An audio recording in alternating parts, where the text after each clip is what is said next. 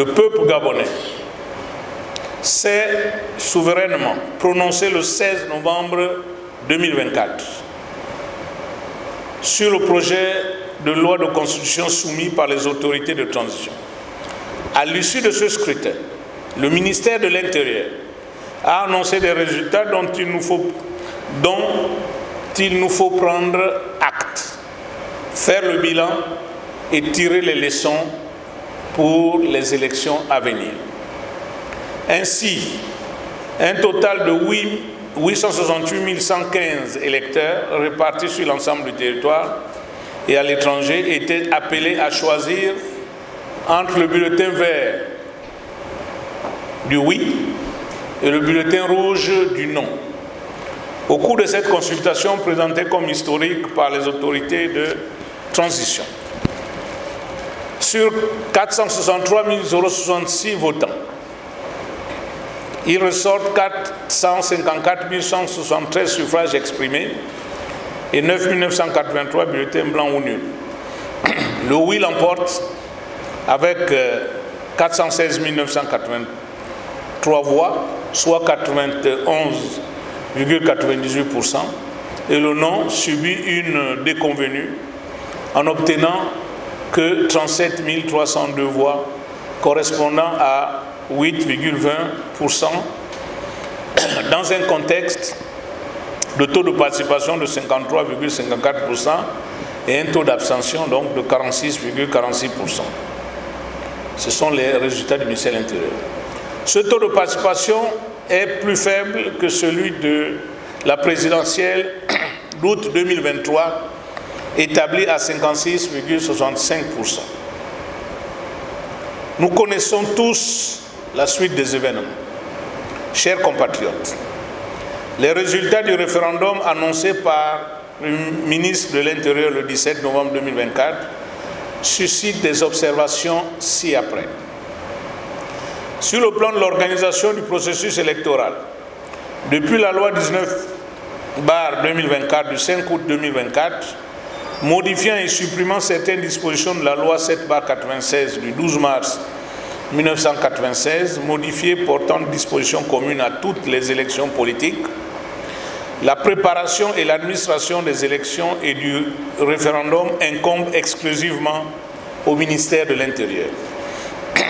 Sur le fondement de la loi précitée, le ministre de l'Intérieur a pris l'arrêté du 25 octobre 2024 fixant la composition des commissions électorales locales et consulaires pour le référendum constitutionnel du 16 novembre 2024, dont les membres ont prêté serment devant la Cour constitutionnelle le lundi 4 novembre 2024.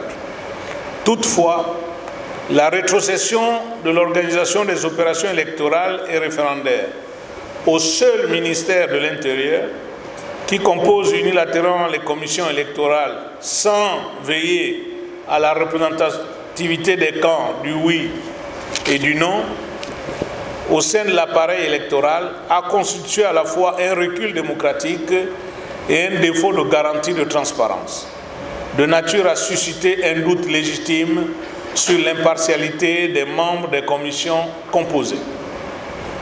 La remise en cause de toutes ces avancées par le cadre juridique actuel du processus électoral a pour effet de porter atteinte à la crédibilité de ce référendum et aux futures élections.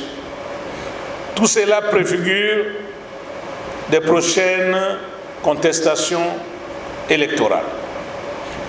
Ajoutons que l'organisation du référendum a souffert d'un défaut d'information fiable sur le nombre exact du collège électoral de la liste électorale, des centres et des bureaux de vote du Gabon et de l'étranger, puisqu'il a été observé l'existence de nouveaux bureaux de vote créés par le ministère de l'Intérieur sans que ce fait n'ait été porté à la connaissance ni des citoyens ni des parties prenantes à l'opération référendaire. S'agissant du déroulement de la campagne, il nous a été permis de constater le traitement inégal des deux camps par l'État. Sur le plan matériel et financier, le camp du oui a bénéficié d'une dotation budgétaire de 27 milliards de francs CFA, provenant donc des autorités de la transition, leur permettant de disposer d'une puissance médiatique et logistique sans commune mesure, ayant favorisé leur déploiement dans l'ensemble du pays. Le camp du non, ne jouissant d'aucun moyen logistique et financier, n'a pas pu assurer une campagne dans toutes les localités du Gabon et de la diaspora. Concernant le déroulement du scrutin, il nous a été signalé des incidents et des irrégularités pendant le vote. Au titre des incidents, il nous est parvenu que plusieurs observateurs ont été intimidés et empêchés d'accéder aux centres et bureaux de vote. Aussi, il a été vu dans plusieurs centres et bureaux de vote des électeurs qui arboraient des vêtements et gadgets de la campagne du oui au moment du scrutin, au vu ou au su des forces de défense et de sécurité. Au titre des irrégularités, il a été déploré des opérations de vote anticipées à travers des cartes d'électeurs antidatées, de transport et d'achat d'électeurs à l'entrée des centres et bureaux de vote. Les actes ci-dessus énumérés sont d'une extrême gravité et ne peuvent pas être tolérés dans un état de droit démocratique parce qu'ils constituent des opérations de fraude électorale qui ont pour conséquence le recul de la transparence électorale, la violation de la souveraineté du peuple et la prolifération des conflits post-électoraux. Au niveau des résultats déclarés par le ministre de l'Intérieur, après le vote, force est de constater une victoire en trompe-l'œil du oui. En effet, si l'on additionne le score du non et l'abstention de 46,46%, qui pourrait être assimilé à un non silencieux, il y a près de 54,66% des Gabonais qui ont rejeté le projet de loi de constitution soumis au peuple tambour battant. J'ai donc la faiblesse de croire que le oui à la nouvelle constitution est sociologiquement minoritaire dans le pays. Il est donc clair que ce référendum, annoncé comme historique par les autorités actuelles, n'est finalement pas un plébiscite pour le président de la transition, contrairement aux affirmations de ses partisans.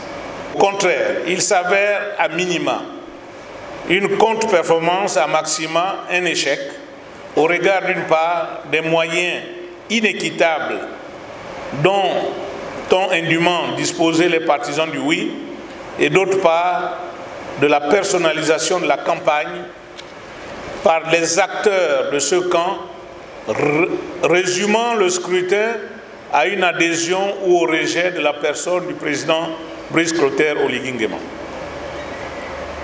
Fort du constat ci-dessus dressé, le front du non-objectif, qui s'est employé à mener sa campagne sur le contenu et les enjeux du projet de loi de constitution, estime que la majorité de rejet du texte soumis à l'examen du peuple souverain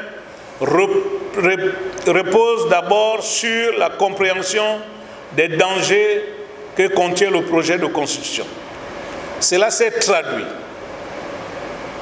par la part des Gabonais qui ont voté non le 16 novembre 2024.